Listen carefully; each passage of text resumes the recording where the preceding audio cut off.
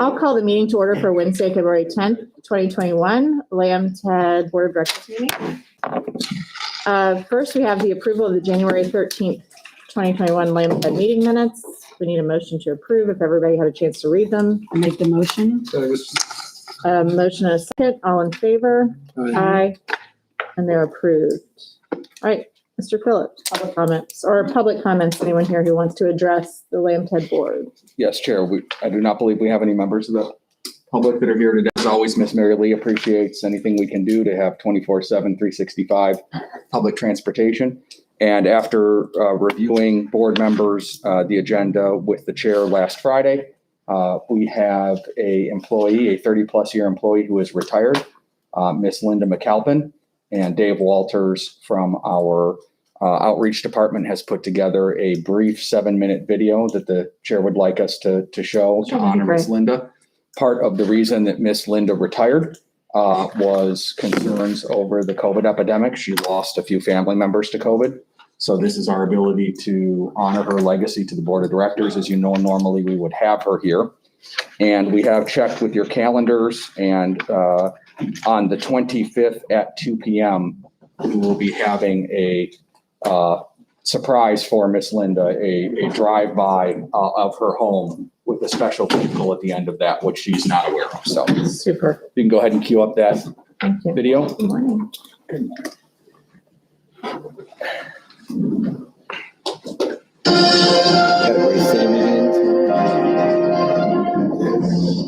I'm Linda McAlpin. I've been with Citrus Connection for 34 years. I started as an operator, but the amazing thing is that when I did start here, then I was looking for a job, and I had just got my last unemployment check, and I was looking for a job. I was traveling down Rose Street. I saw Citrus Connection over the side. I said, I'm going in there and put in the application. I went in there and put in the application, and I left. When I got home, my sister told me, she said, Linda, Citrus Connection called you. So I called them back. I came in for the interview, and I got hired that day. So I was there down on Rose Street. The office garage was all in one big building. And the buses were parked in the garage. All the buses they had was parked in that one garage. So everything was right there in that one facility right there on Rose Street. So I went in and I got that job. And I started training. And the amazing thing about the training, I didn't get in with the other class because all of a sudden I ended up going out on the handy bus at that time. And so my training didn't come with everybody else. So I was put out there on the street to start going to house, picking up people. And then I got a little training in, and then after a while I got the opportunity to drive the large buses. And it was a challenge because I had been on that little small bus or whatever, and it was a challenge then. So I got comfortable driving it, and it was fine. I became a supervisor in 2005. And at that time, when you looked at the pay, you had two pay scales, pay for the handy bus, a pay for the larger buses. And I think that's what a lot of people want to go into was that pay, because it was just something. At that time, it was like $4.29 an hour if you drove the Perry bus, and then it was $5.29 if you drove the big buses.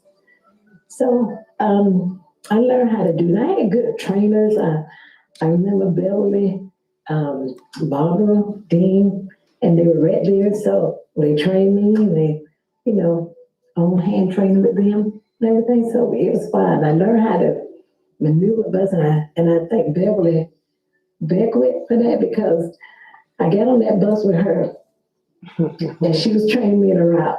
And I remember going around Crystal Lake Drive, and I said, oh my God, how I'm gonna do that? She goes around those curves and things, and after I learned how to handle that bus, I was fine. Go ahead in. Yeah, I see kids now. I transported their children, their grandchildren, and their grandchildren. So, that's something. That's how the years pass by. You get to know people. People are good. You didn't have a lot of what you have now. a lot of complaints, a lot of dissatisfaction, a lot of trouble, disgruntled people. You didn't have a lot of that. People were kind, and you got them to where they were going to work, so that was good. You was able to communicate with them, talk to them, and they tell you their problems, and you was almost like a bartender. when you drive, it's like people want to tell you, and people get comfortable with you telling you things like that, But most of all, it was a great experience to get to know people, carry them where they're going safely, and that's the main thing. Make sure they get there back and forth. All right, safe. Before I became a supervisor, I was a lead operator, and then I became a supervisor. And sometimes I think, how did I get there? But most of it was a blessing from God that I got where I was going. Not something I did on my own, but it was just a blessing from Him that I moved from operator, lead operator, to supervisor. I spent half of my life here, so this is my family. Half of my life, because when I turned, and I never was afraid to tell my age, 68 years old. And I came here when I was 30.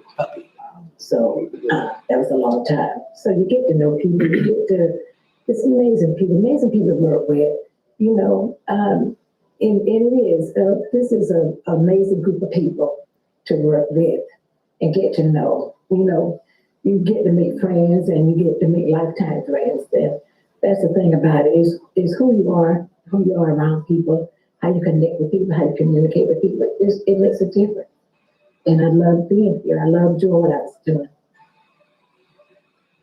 So the young drivers, when they come in, it's a matter of being focused and being committed and to love what you do. If you don't love what you do, it's not going to help you. You have to love what you do. You have to love people. And the best thing is communication. That's one of the things is communication. You got to express yourself. You got to let things out. You got to be able to talk and to get along with the passengers. And a lot of times we can't let the present situation, a lot of people are stressed with the present situation that we have in the day. But my advice is that never be afraid to move up higher, if opportunities come open, don't be afraid to reach out and go for it. You never know. A lot of people have inner skills and just don't know, and they're afraid to say, but I can do this, I can do that. Never put I can't on anything. Always I can do this. And my advice to them is to go ahead and do it. Don't let nothing stop you from dreaming. You got to dream big. Go at it. Don't let nothing stop it. Go at it. I have a granddaughter. It took me 2 years to get one. I finally got one. I was surrounded by grands and great-grands and great-grands, surrounded by so much of my family having grandchildren. I never had one. I was saying, Lord, I want one so bad. So when I got one, eventually she turned a year old in July, and I love spending time with her. I love being with her. And I just love doing what I'm doing. And to be here and to leave after that long time, but I had another commitment. I had another promise that I had to fulfill. And this is why that I'm leaving, because I had to keep that promise. I had something else that God was leading me to do, so I had to do that. That's awesome. That's a great job. Great job to Dave, and I think she's going to be the best grandmother ever. And again, for the mayor and the commissioner, we checked with all of your calendars, and on the 25th at 2 p.m., we will be having a drive-by celebration in front of Miss Linda's home. And the last vehicle will be a bus, a paratransit bus, a handy bus where she started her career, with Miss Linda wrapped on the side of the bus. Awesome. Just awesome. Great It's a job. surprise for her. It is a surprise. Yes, Commissioner Walker. Just to let you all know, Linda and I grew up together. And so I've known her all of my life, because we grew up in the same in the community together. And also being her Allstate insurance agent. Of course, had the family insured all those many years. And I can remember when she was telling me, she told the story about I listened to the actual taping when it was sent out, I guess, on Monday, I guess it was. And just to, see how she's really put herself into that position and dealt what she dealt with through some trials through her lifetime as well, challenges that she endured. And having now the granddaughter, she always talk about her son getting married, and finally he did. And now having a granddaughter just overwhelms you to see what happens, what transpires in a person's life like that. But she's always been a committed person, always been. Mayor Mutz. Linda is a great example for mentors, Yes. as a mentor and for mentoring by the story of her life. And that capture is something that can be used that way. It's very, very excellent. Mm-hmm. Great Good job. job. Good job. Great job. Thank you. Is that it for public comment? Yes, ma'am. Okay. All right, Mr. Prasad, Finance Morning. Report. Good morning. Good morning. We have the monthly financial statement. The first report is for the Lakeland Transit, and that's a reflection of first quarter, 25% of the fiscal year. Our revenues, actual to budget is 178%. That's basically because of the collection of the ad valorem. We have collected 4.6 million, or 8%, and so that provides adequate cash flow. On the expense side, we are 86% of the first quarter, so within the budget. Looking at the major revenues for LAMTD, the fare box revenues continue to lag given the COVID environment. We are at 45%. And the FDOT grants, those are on a reimbursement basis. So for the first quarter, we should have accumulated enough expenses to start drawing. We still go through a delicate process with the 5307 because every year you have to go through a cycle through the application. We still don't have approval to bill. That's still being one of our major revenues. But bottom line, we have positive cash flow because of the ad valorem. On the expense side, the four major expenses are salaries, fuel, and materials. Salaries and fringe benefits reflect 66% of the budget, the total budget. But for the first quarter, we are 15% under at 230,000. That's also to some extent the COVID environment with drivers. Mhm. So that's a good good reflection of the variance. Fuel expenses are under, and materials and supplies for parts are also under. Comparing revenues to expenses, the revenues are over expenses by 2.4 million or 25%. So Mayor Mutz, you have a that's the question? first quarter. I do on fuel, with fuel prices rising and we're under budget. Are we grants we received? Is there a fuel adjustment in that? Or is that at a fixed number? The reimbursement is on an actual basis. We do buy fuel in the futures market with a consortium for Hillsborough and so on. But we are almost 10 to 15% below the retail pump price. Oh, wow. Okay, wonderful. Other questions on LAMTD financials? All right, moving on. Moving on to the next financial, it's for Polk County based on the agreement. Overall, revenue are 89%, and that's because of the grants match provided by the county in advance and the city contributions. Again, the fares are lagging. Looking at the major expenses, all three of the major classification are under. Labor is 76%, contract 87%, and operating is 72%. Total expenses are only 76% of the budget, so both revenues and expenses are within the budget. Questions on that report? Okay. And then the final report is for the transportation disadvantage. That's a state program with the funding from the county 90%. I mean the state, 90% and the county 10%. Revenues are 78% of the budget and expenses are 71%. All are favorable. Overall revenues are over expenses by 51,000. And this fund has always done positive in it since we took it over. Questions on transportation disadvantage? Mr. Phillips, did you have a comment? I know, I just believe that Commissioner Lindsay told us once that we should do it for at least break even, if not better. Okay. I Good advice. I totally agree. Not a very high bar. I'll take it. All right, now we have our Director of External Affairs. Aaron. Stay here. That's okay, so I'm Cool, not yeah. moving around. Good morning, Madam Chair, Mr. Mayor, Commissioners. We just wanted to go over, after me acquiring 2 travel trainers and then hiring 2 new positions, go over what I call my department, the catch-all department, what we do now. So Dave Walters is obviously our communications manager. Neil, who you all have met, is our manager of community outreach and quality assurance. That is a title change, but it is budget neutral. Then he is over our travel trainers. We've obviously hired Kaylee as our outreach coordinator, and she was here as an intern for 3 years before that. And then our quality assurance manager is Susan Alfano, and she has gone to part-time. Questions? Questions on the org chart? All right, anything else for Thank you. example? No. Thank you. Appreciate it.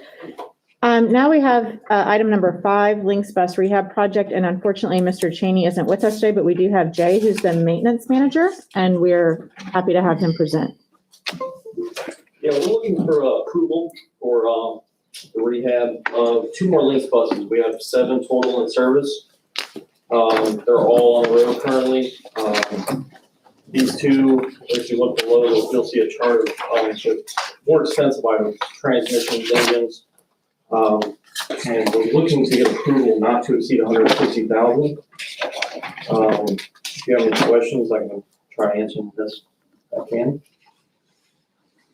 Do you have questions? You'll see a difference in the price, mainly because one is an 06 and one is an 07. And the 06 is pre-after treatment. The 07 is the exhaust after treatment, which adds more parts and more cost. But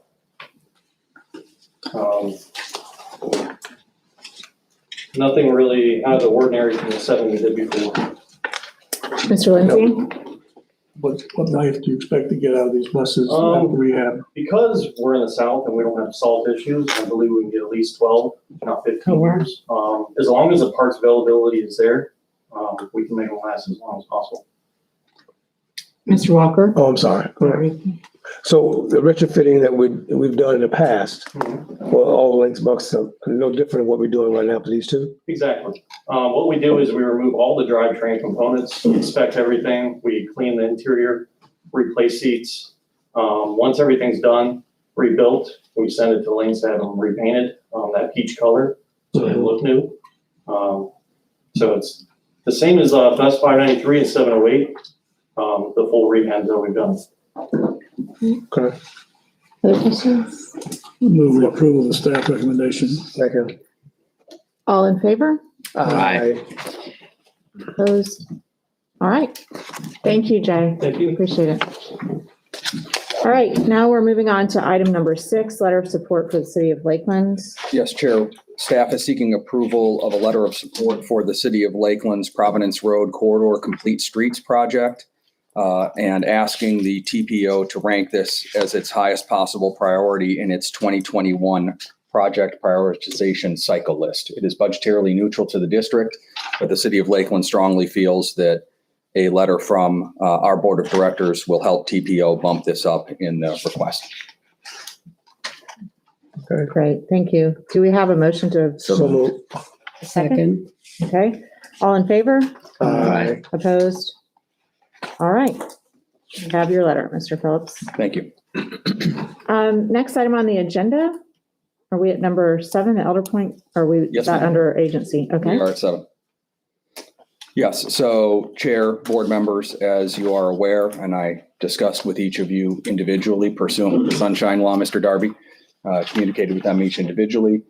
As you know, and Commissioner Santiago, as we have discussed back when Hurricane Irma hit, we started an insurance partnership with Elder Point Ministries, whereas we recognized that as they had had a lapse in private insurance coverage, that we were able to insure the vehicles during Hurricane Irma and utilize those vehicles. After the event had passed, there was a recognition, thanks to our partnership with the Florida League of Cities, that if we drug tested the drivers, background tested the drivers, continued that partnership with them in an oversight capacity, in addition to our partnership through the transportation disadvantage and the coordination agreement, that they could continue to engage in sharing our insurance and receiving a significant reduction in their insurance. We have since added Alliance for Independence The dollar figure for Alliance for Independence is approximately a savings of $300,000 a year. And so we've enjoyed those partnerships. Over time, Elder Point Ministries has had some challenges in paying the bill. This board of directors wrote off approximately $30,000 in unpaid bills. And recently it came to light that we had a significant concern regarding a positive driver drug test. And so upon consultation with the chair, in discussions with each of the board members individually, I communicated to Elder Point Ministries that we would be terminating their insurance contract, not our partnership with Elder Point, but simply the insurance contract portion of that. The initial intent was that it would be over at the end of January, given the significance of the issue. Our chair discussed it with the chair of Elder Point Ministries and Elder Point Services. Thank you, sir. And it was decided that it was in the best interest of the seniors that they were transporting, that they be allowed to continue with their February trips under our insurance blanket. And so we have communicated that the insurance will be terminated February 28th at midnight. You have a list of history of events that has occurred there. Ms. Marcy McCabe, our drug and alcohol program manager, is here today if you have any questions. Otherwise, this is simply an advisement to the board. I want to thank the chair for all of her involvement. Staff felt very supported throughout this process. This was not a easy decision for the Citrus Connection. And as you can imagine, we want to be good community partners with everyone. We continue to look forward to working with Elder Point Services through our coordination agreement.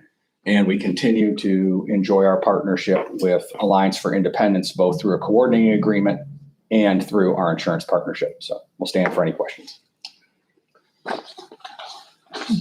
They were struggling to meet their mission for the benefit of the insurance savings.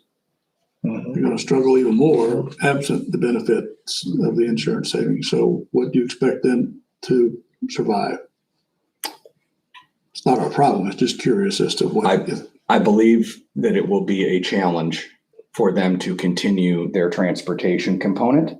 However, Mr. Scheibele has been aggressively providing them with our insurance information. And I can tell you, Commissioner, that they are actively seeking additional insurance providers.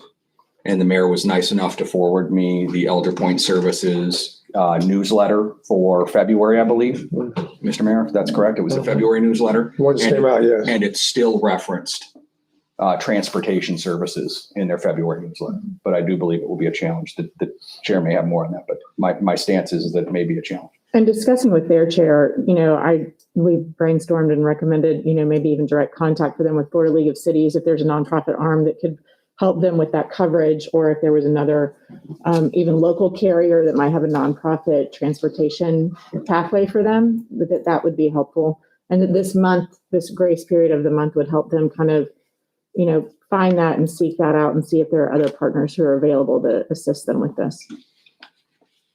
So in tandem with that, will have to be rigid compliance and enforcement with the episode that created the situation we're in. Absolutely.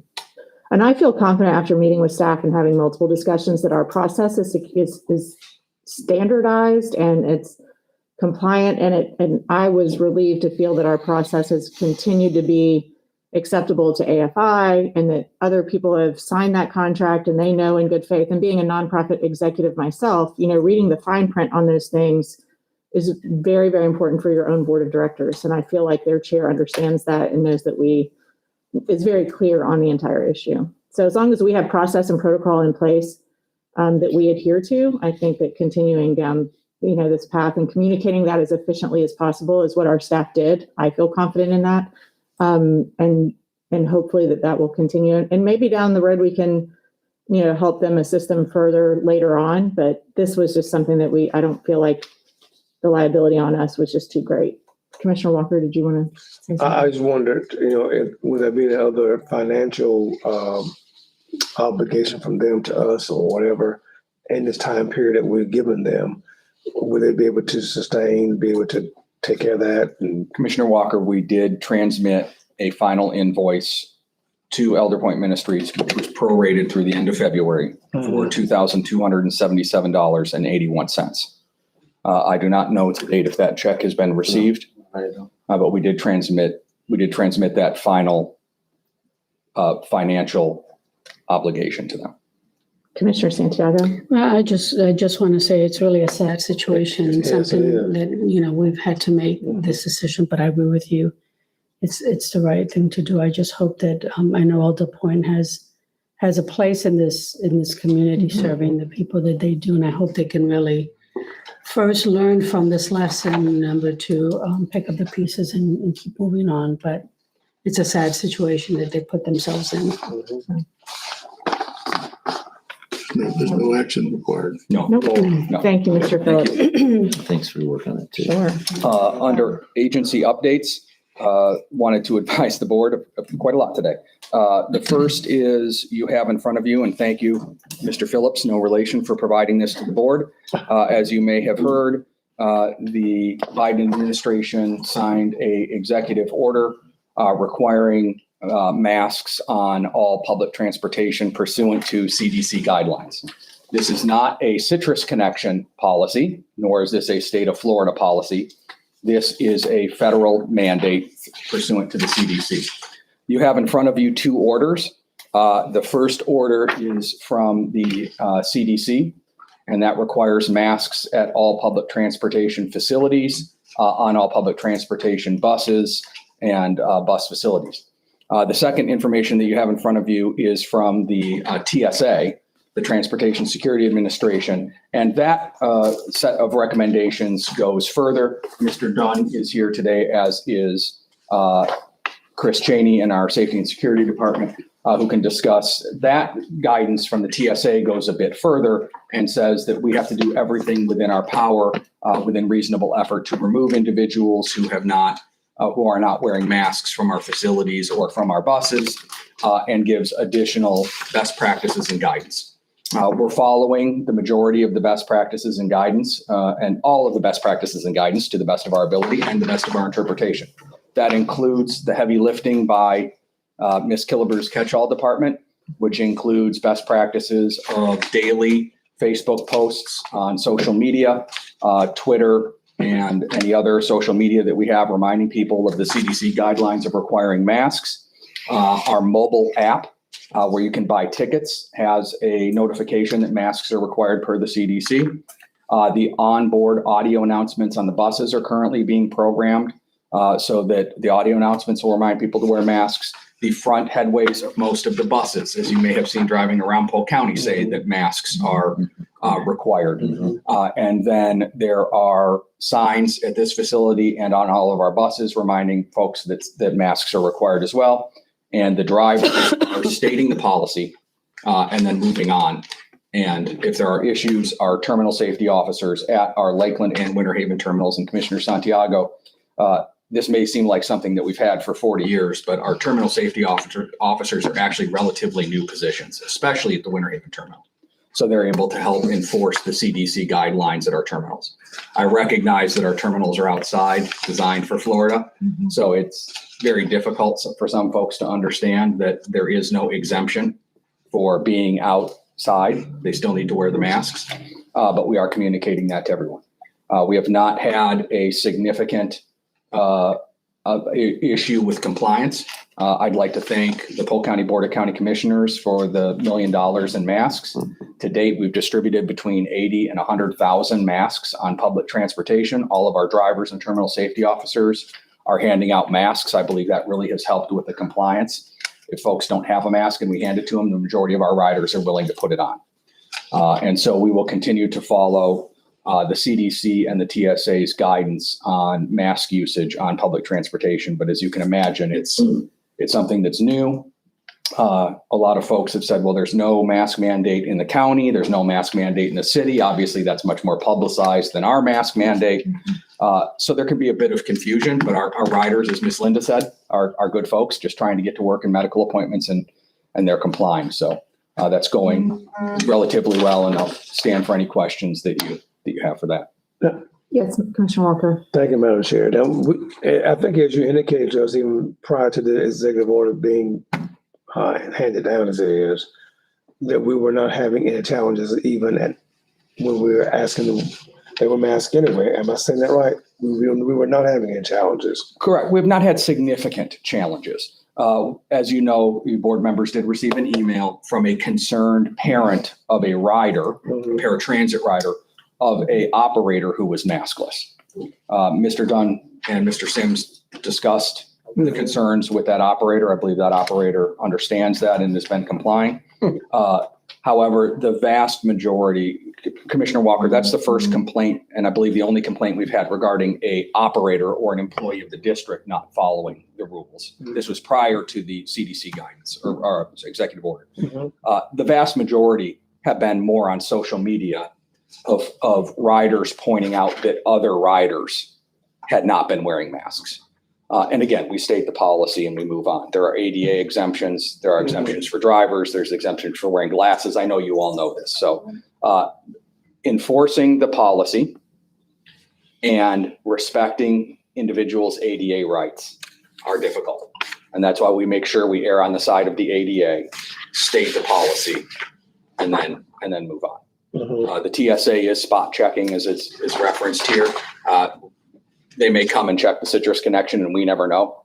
But we believe we are fully compliant. And again, as I move through executive director comments, just want to make sure that we're on the record as saying from a staff perspective, this is absolutely an executive order and a federal mandate. This is not a citrus connection policy. Sure.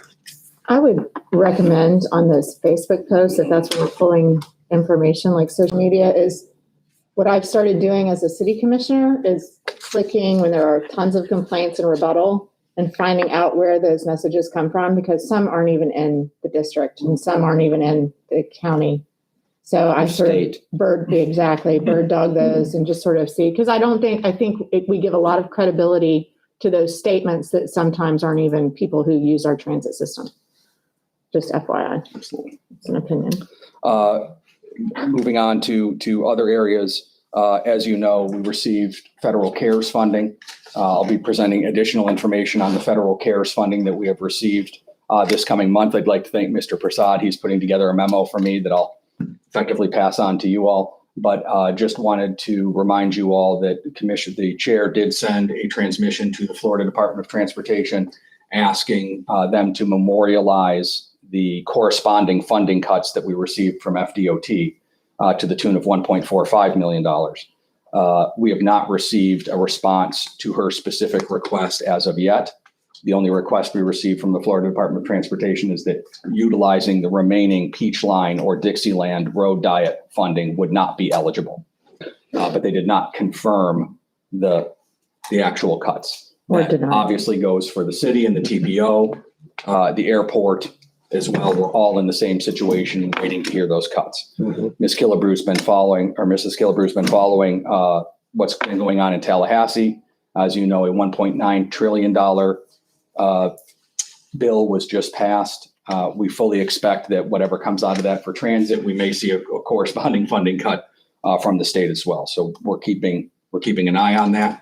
That's from the federal government, 1.9 trillion, not from the state of Florida. Correct. Yes. Just to clarify. Yes, absolutely. Yes. We don't have them. We do not have trillion. We haven't reached that mark. The federal government doesn't have it either, but they can print it. Valid point. They do print it. They will. And more. Yes. So we are watching that closely. So to that end, as Commissioner Lindsay and the chair had brought up, when we approved the CARES funding, as you know, we put an accounting line item in for the 21X, which was our southern route. And the board did approve that, but there were concerns that we were going to be starting a route with finite dollars that had an end date. It turns out that you all were right. We have not started the 21X to date. And thanks to our government affairs, we have communicated with our partners that for the time being, we have put the implementation of the 21X on hold. So thanks to the quality government and community relations that we have, our funding partners understand. They understand that this would not have impacted their fair share agreements. So this was effectively something they were getting that they didn't pay for. They're disappointed, but they completely understand. They're all facing their budget crises as well. Had a discussion with Mr. Prasad this morning. As you can see, our advertising revenue is above budget. We partner with Blackjack Media, who sells the advertising spaces on our budget. And Mr. Prasad and I are going to be discussing with our procurement department and with Blackjack. Our fleet makeup has significantly changed. As you know, we've gone from the large 30 and 40-foot buses to much smaller vehicles. And so the number of large fixed route buses that we guaranteed in the contract is not the same as what we currently have. And as much as we try, and some national advertisers are not as excited about our paratransit fleet as they are about our fixed route fleet. And so we'll be meeting with Blackjack. Our procurement folks will be meeting with Blackjack to make sure that our fleet profile is something that they can sell and that's something that everybody's comfortable with. Finally, Commissioner Lindsay, I hoped to see the Mulberry City Manager at the City Managers meeting. Mulberry couldn't make it, so I will be following up with Rick and meeting with him about Mulberry joining the Lakeland Area Mass Transit District formally, and I'll have a report on that next month. And then finally, as you may have seen on CCTV last week, we communicated to our labor force that we would be using Article 27, Section 2 of our union agreement, and that we would be using the district's sole discretion. And since it was a federal mandate for the masks, that we would be using our sole discretion of the district in so much as that it's not a district mandate, it's a federal mandate, that the $2 supplemental mask payment would not be enacted, and that we were using our sole discretion. As you can imagine, that did not go over well with the unit members, so we're working through that with their union representation. The reason that I am bringing that to your attention is not because a formal grievance has been filed, it has not yet, but because the union steward, Wes Warren, stood in front of you a few months ago and talked to you all about the importance of the language of the contract. And that's why we needed to rebid the contract for the employee who was not eligible to bid. Even though we all knew that that employee was going to be allowed to bid and the bids were ultimately going to turn out effectively the same way. I'm here bringing this to your attention today because the language of the contract that the members appear to have voted on was not the final version of the contract and did not include at the sole discretion of the district. The signed copy by both us and the union that was witnessed and the supporting documentation shows that at the sole discretion of the district is there. So that is the issue we are working through with the union right now, not the $2. So I will keep you updated on that. We're working with Laura Papard of Ogletree Deacon, who is our employment attorney. As you know, Ed McKenna retired. That's who we work through our contract with the Darbys. I believe the Darbys oversaw my employment contract, but all other employment issues go to Ed McKenna. And so we're working through that issue with the union. But again, our stance is that the sole discretion of the district is the sole discretion of the district. And when the city of Lakeland and city of Winter Haven, Lake Alfred, Lake Wales had mask mandates, we used the sole discretion of the district because it was 2 weeks at a time, thanks to the mayors. We knew there was a start date and an end date. We used our sole discretion to pay those employees. This is a federal mandate with no end in sight. It is not at the discretion of the board. And so we're using our sole discretion to say we're not using it at this time. So we'll keep you posted on that. If you have any questions, let me know. I've included at your seat the exact draft language that was seen by the members and the final language that was seen by the members, distributed to the members, signed by us, signed by the union president and witnessed, so that you have that there. And we are working through this for a mutual resolution. And then finally, Ms. McAlpin's celebration, drive-by celebration will be the 25th at 2 p.m. We'll get you all of that information with a special surprise at the end of the drive-by. Any questions for Mr. Phillips? Thank you for that. I appreciate that report. There are attachments included for everybody to peruse at their own. Is there anything about ridership or anything you want to highlight? No, January, you have my January calendar. It's not as robust with speaking engagements as it would normally be. We did have the opportunity to attend the city managers meeting. It was the last city managers meeting for Bobby Green. He imparted words of wisdom upon all of us. We're sorry to see him go, but he has retired. And so that was a nice meeting to be able to attend. But I would like to thank Erin Killebrew and her team. They've really done a fantastic job of continuing to engage the community in safe, socially distanced ways, which is becoming more and more challenging. I know many of you are members of civic organizations and clubs, and the Zoom attendance just isn't what it used to be. So meeting the public in meaningful ways is something that continues to be a challenge. And I continue to focus on communicating with the team via CCTV. When it comes to the union issue and the pay issue, as much as I'd like to talk about that on CCTV at this time, I think it's in the best interest of the district that we let the process work itself out. We've made our position clear, and we'll move forward in that direction. Great, thank you. Any other business in front of the board? I'll accept a motion for adjournment. So move. Second. All in favor? Right. Meeting adjourned. Thank you. Say thanks, man.